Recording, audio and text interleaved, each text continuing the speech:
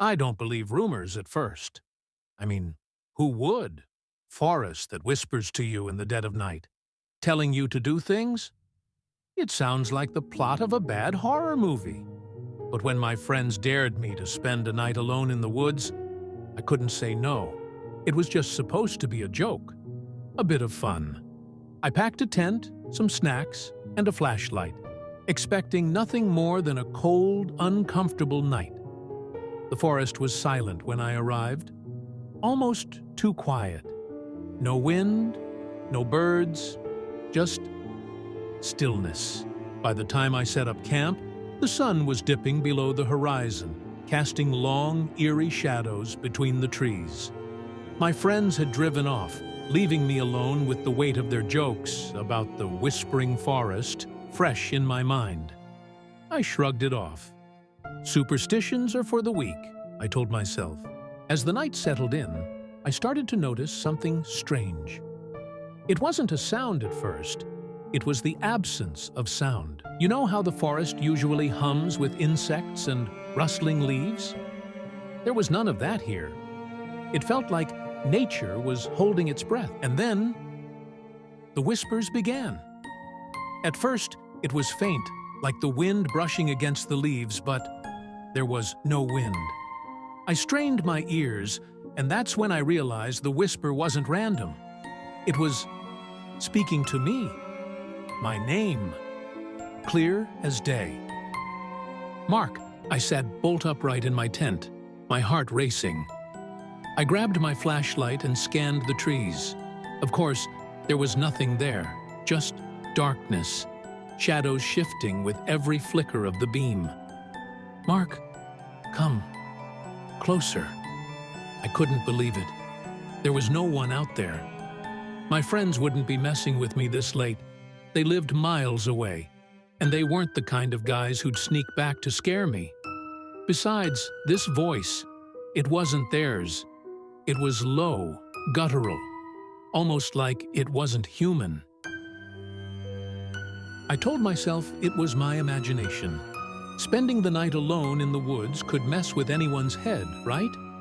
So, I tried to ignore it. I tried to sleep.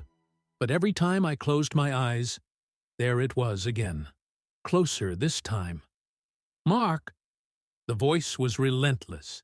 My heart pounded in my chest as it repeated my name, urging me deeper into the forest. The thing is, it didn't sound threatening. It sounded inviting. I don't know why, but I wanted to listen. I wanted to follow it. I threw off the sleeping bag, grabbed the flashlight, and stepped out of the tent. The cold night air hit me like a wall, but the voice didn't stop. Mark, this way. The trees loomed over me like silent watchers, but I didn't care. I just wanted to find the source. As I stumbled through the underbrush, my pulse quickened. Every time I hesitated, the voice grew louder, more insistent. Closer. The rational part of me screamed to stop, to turn around, to go back to my tent and forget this ever happened. But something stronger was pulling me forward, a figure standing just at the edge of my flashlight's beam. It was a man, or at least it looked like one. He was tall, with long limbs and eyes that seemed to reflect the light like an animal's.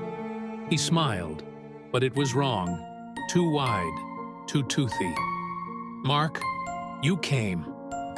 The voice was his, but his lips barely moved, like the sound was coming from somewhere deep inside him. I stood frozen, every instinct telling me to run, but my legs refused to move. You've been hearing me, haven't you? He whispered. I've been waiting for you. His hand reached out, pale and skeletal, beckoning me closer. My mind screamed to get away, but my feet stepped forward on their own. Suddenly the flashlight flickered, and in that split second of darkness, he was gone. The whispers stopped. The forest was silent again. I ran. I didn't stop until I reached the edge of the trees, my breath ragged and my heart ready to explode out of my chest.